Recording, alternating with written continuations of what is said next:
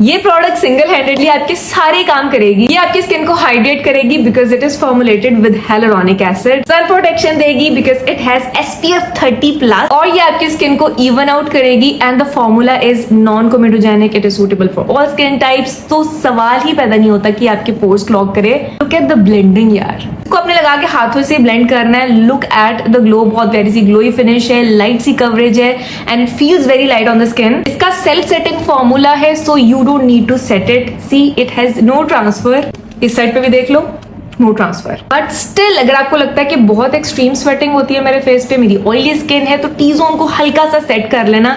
लेकिन अगर सेट नहीं भी करोगे तो भी स्टिल ये ट्रांसफर नहीं होगी। बाकी का मेकअप करो, आईब्रोज को ब्रश कर लिया, curling the lashes. This is the final look. Daily basis के लिए कोई एक प्रोडक्ट चाहिए जो स्किन को हाइड्रेट भी कर दे, सन प्रोटेक्शन भी दे दे और स्किन को इवन आउट भी कर दे, तो definitely invest on this, you will love it. Hi, you guys wanted कि मैं आपको BB सीरम के दोनों शेड्स स्वॉच करके दिखाऊं। Let's do it. Currently we have two shades, light and natural. This is the shade light and this is the shade natural. I know दोनों shades में बहुत मेजर डिफरेंस नहीं है, slight सा अंडरटोन का difference है। This is on the cooler side and this one is on the warmer side. And I completely agree कि ये दोनों शेड्स लाइट की कैटेगरी में ही फॉल करते हैं, but we are working on the shade range. So next batch में deeper warmer skin tones के लिए हम नए शेड्स लेके आएंगे। आज मैं यूज कर रही हूँ shade natural. You don't need a brush with it. हाथों से आपने इसको ब्लेंड करना है। की ब्लेंडिंग बहुत स्मूथ है और बहुत नेक्स्ट लेवल ग्लो देती है ये आपकी स्किन को। विद इन 30 सेकेंड्स ये आपके फेस पे ब्लेंड हो जाती है। इसको मैं अंडर आइज पे अप्लाई करूंगी और 1 मिनट के लिए छोड़ दूंगी। 1 मिनट के बाद जब ये हल्का सा ड्राई डाउन हो जाए, blend it with your finger, adding blush. I love blush. Lipstick, adding a little brown and this is the final look.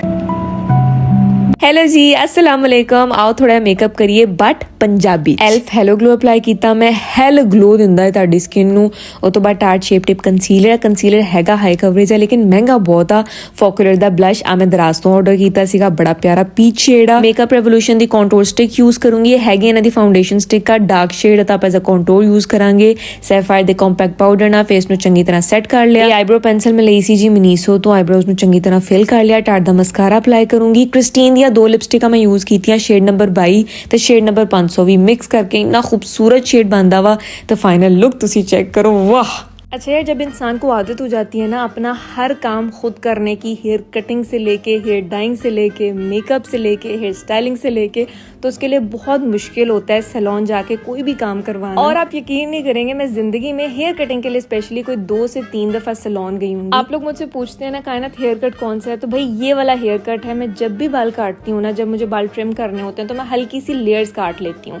लेकिन अभी मैंने काफी टाइम से बाल कट नहीं किए थे, तो इस वजह से लेयर्स में भी काफी सारे मेरे बाल चले। स्टाइलिंग से पहले और बाद में मेरा ये glow guard hair serum use करना मस्ट है। एक तो बालों में जो फ्रिज आता है ना आफ्टर स्टाइलिंग है उसको कंट्रोल करता है, हीट प्रोटेक्शन देता है बालों को, बाल बड़े आपके स्मूथ हो जाते हैं। और ये जो हेयर कट है ना, ये आफ्टर स्टाइलिंग स्पेशली बहुत अच्छा लगता है। आप खुले बालों में इसको देख लो, आप हाफ पोनीटेल बना लो, आप फुल पोनीटेल बना लो ऊंची सी करके, आप बन बना लो, हर तरीके से ना ये बहुत सूट करता है, स्पेशली अगर आपका ब्रॉड फेस है। We are testing sample. BB serum की पिछली वीडियो में आप लोगों ने मुझे बोला था कि कायनात इसका वियर टेस्ट करें, इसको लगा के 8-10 घंटे फेस पे चेक करें कि ये फेस पे कैसा स्टे देती है। फैक्ट्री जाने से पहले 11 बजे मैंने इसको अप्लाई किया। मैंने इसको सेट नहीं किया था और इस दिन मौसम ना बारिश वाला था, बहुत नमी वाला मौसम था।